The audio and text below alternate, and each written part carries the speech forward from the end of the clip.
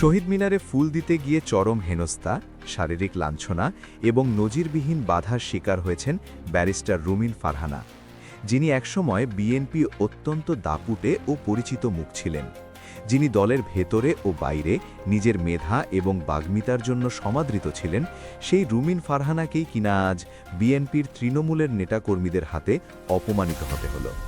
দল থেকে তাকে আগেই বহিষ্কার করেছিল বিএনপি, কিন্তু সব প্রতিকূলতা, ষড়যন্ত্র এবং প্রবল বাধাকে উপেক্ষা করে তিনি যখন স্বতন্ত্র প্রার্থী হিসেবে নির্বাচনে জয়লাভ করে একজন সংসদ সদস্য হিসেবে নিজের অবস্থান প্রমাণ করলেন, তখন তার ওপর এই ধরনের বর্বরচিত হামলা রাজনীতির এক ভয়াবহ অশনি সংকেত দিচ্ছে।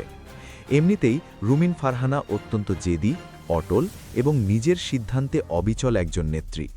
বিএনপির সাথে তার এই প্রকাশ্য বিরোধ এবং সম্পর্কের এই চরম টানাপড়ানের সুযোগ যদি অন্য কোনো দল, বিশেষ করে জামায়াতে ইসলামী কাজে লাগায়, তবে তা বিএনপির জন্য এক অকল্পনীয় এবং ভয়াবহ রাজনৈতিক পরিণতি ডেকে আনতে পারে। শহীদ মিনারের এই ঘটনা কেবল একটি বিচ্ছিন্ন হামলা নয়, বরং এটি ক্ষমতার পালাবদলের পর তৃণমূল পর্যায়ে রাজনৈতিক দলের নিয়ন্ত্রণহীনতার এক জ্বলন্ত প্রমাণ, যা নিয়ে এখনই গভীরভাবে ভাবার সময় এসেছে। পুরো ঘটনার সূত্রপাত ঘটে ২১শে ফেব্রুয়ারির প্রথম প্রহরে। রাষ্ট্রের ওয়ারেন্ট অফ প্রেসিডেন্স বা পদমর্যাদা ক্রম অনুযায়ী একটি এলাকার নির্বাচিত সংসদ সদস্য হিসেবে শহীদ মিনারে সবার আগে ফুল দিয়ে শ্রদ্ধা নিবেদন করার কথা ব্যারিস্টার রুমিন ফারহানার। এটি কোনো ব্যক্তিগত আবদার নয়, বরং এটি রাষ্ট্রের নির্ধারিত প্রোটোকল বা নিয়ম। সেই নিয়ম মেনেই তিনি তার এলাকার শহীদ মিনারে গিয়েছিলেন। কিন্তু সেখানে উপস্থিত হওয়ার পর তাকে যে পরিস্থিতির মুখোমুখি হতে হয়েছে তা সভ্য সমাজের রাজনৈতিক শিষ্টাচারের সম্পূর্ণ পরিপন্থী। রুমিন ফারহানার নিজের ভাষ্যমতে অত্যন্ত দুর্ভাগ্যজনকভাবে বিএনপির কিছু স্থানীয় লোকজন এবং তৃণমূলের নেতাকর্মীরা তার ও তার সাথে থাকা লোকজনের ওপর রীতিমতো হামলা চালিয়ে বসে। পরিস্থিতি এতটাই মারমুখী ও আক্রমণাত্মক হয়ে ওঠে যে ধাক্কাধাক্কির এক পর্যায়ে একজন নির্বাচিত নারী জনপ্রতিনিধিকে একপাশে ফেলে দেওয়ার মতো একটি লজ্জাজনক অবস্থা তৈরি করা হয়। এই ঘটনার পর রুমিন ফারহানা অত্যন্ত স্পষ্ট ভাষায় বর্তমান ক্ষমতাসীন দল বিএনপির শীর্ষ নেতৃত্বকে একটি কঠোর বার্তা দিয়েছেন। তিনি মনে করিয়ে দিয়েছেন যে দীর্ঘ ১৭ বছর পর বিএনপি রাষ্ট্র পরিচালনার দায়িত্বে এসেছে। এই দীর্ঘ ১.৫ দশকের বেশি সময় ধরে বিএনপির সর্বস্তরের নেতাকর্মীরা নানামুখী চাপ, মামলা, হামলা এবং নিপীড়নের শিকার হয়েছেন।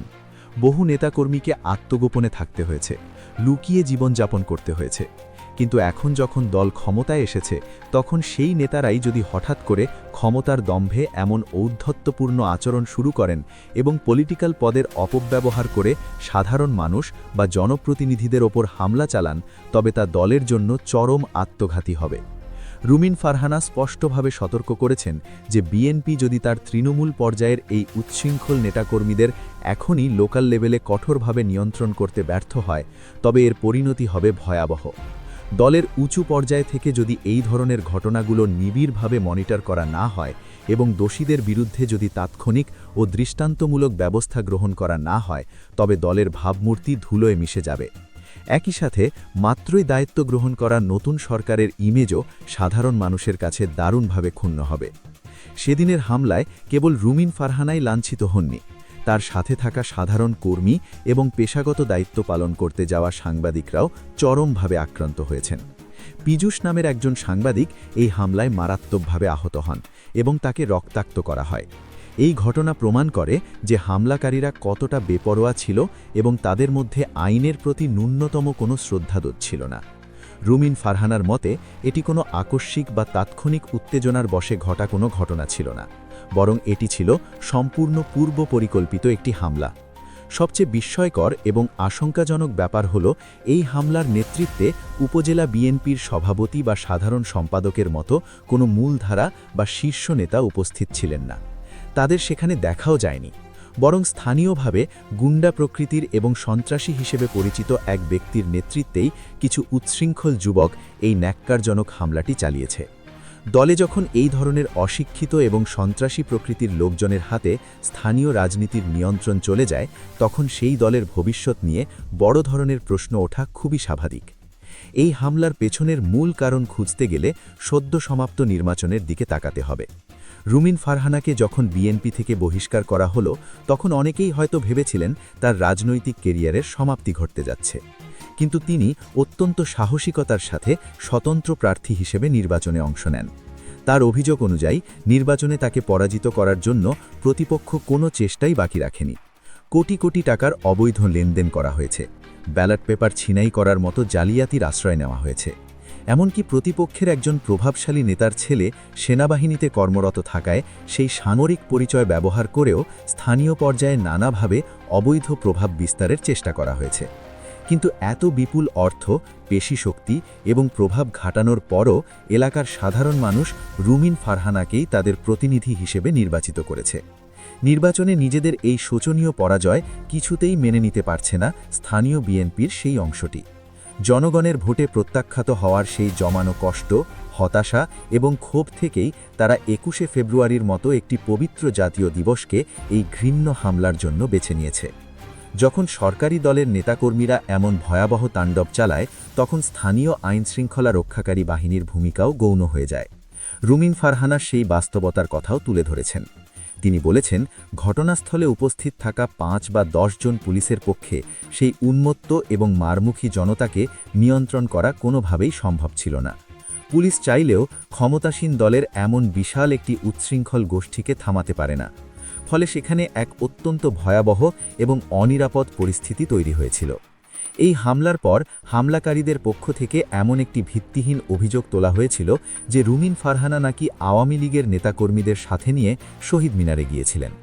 এই অভিযোগকে সম্পূর্ণ মিথ্যা ও বানোয়াট বলে উড়িয়ে দিয়েছেন তিনি।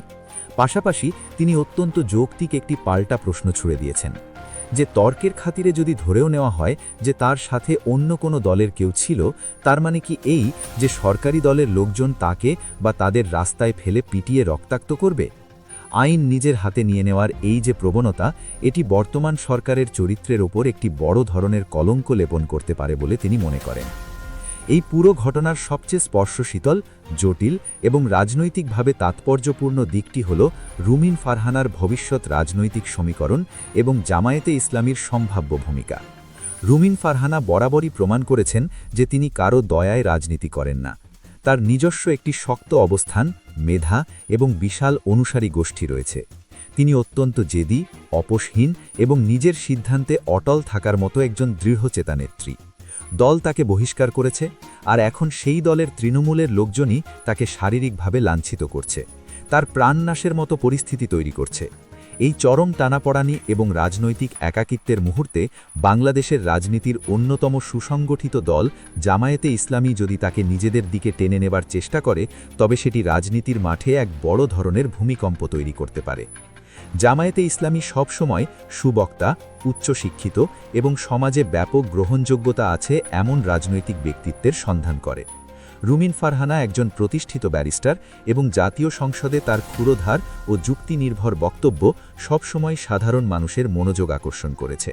বর্তমানে তিনি যেহেতু কোনো বড় রাজনৈতিক দলের ছায়াতলে নেই এবং বিএনপির সাথে তার সম্পর্ক প্রায় চূড়ান্ত বৈরিতার পর্যায়ে চলে গেছে, তাই এই সুযোগে জামায়াত যদি তাকে জয় করে ফেলতে পারে তবে তা হবে তাদের জন্য এক বিশাল রাজনৈতিক সাফল্য। যদি রুমিন ফারহানা জামায়াতের সাথে কোনো রাজনৈতিক জোট বা সমীকরণে যুক্ত হয়ে যান, তবে তা বিএনপির জন্য এক ভয়াবহ পরিণতি বয়ে আনতে পারে। কারণ এর ফলে বিএনপি কেবল একজন অত্যন্ত জনপ্রিয় এবং মেধাবী নেত্রীকেই হারাবে না, বরং আগামী দিনে মাঠের রাজনীতিতে বিএনপিকে অত্যন্ত শক্তিশালী এবং তীক্ষ্ণ বুদ্ধিসম্পন্ন একজন প্রতিপক্ষের মোকাবেলা করতে হবে। বিশেষ করে ওই নির্দিষ্ট নির্বাচনী এলাকায় এবং জাতীয় পরিসরে বিএনপির ভোট ব্যাংকে এটি মারাত্মক ধস নামাতে পারে। রাজনীতিতে কোনো কিছুই স্থির থাকে না এবং কোনো জায়গায় শূন্য পড়ে থাকে না।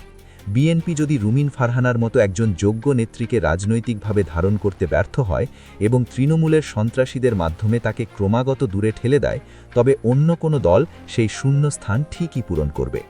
দীর্ঘ ১৫ বছর বিরোধী দলে থেকে বিএনপি সাধারণ মানুষের যে সহানুভূতি, ভালোবাসা এবং জনসমর্থন অর্জন করেছিল, তৃণমূলের এই ধরনের বেপরোয়া এবং সন্ত্রাসী কর্মকাণ্ডের কারণে তা খুব দ্রুতই শেষ হয়ে যেতে পারে। ক্ষমতায় আসার পরপরই যদি দলের নেতাকর্মীরা এমন লাগামহীন হয়ে পড়েন এবং সাধারণ জনপ্রতিনিধিদের ওপর হামলা চালান, তবে সাধারণ মানুষ খুব শীঘ্রই তাদের দিক থেকে মুখ ফিরিয়ে নিতে বাধ্য হবেন। পরিশেষে রুমিন ফারহানা এই ন্যাক্কারজনক হামলার একটি সুষ্ঠু এবং নিরপেক্ষ বিচার দাবি করেছেন। তিনি অত্যন্ত স্পষ্টভাবে বলেছেন যে যদি সেদিন তার প্রাণনাশের কোনো চেষ্টা হয়ে থাকে তবে নিরপেক্ষ তদন্তের মাধ্যমে দোষীদের চিহ্নিত করে তাদের কঠোর শাস্তি নিশ্চিত করতে হবে।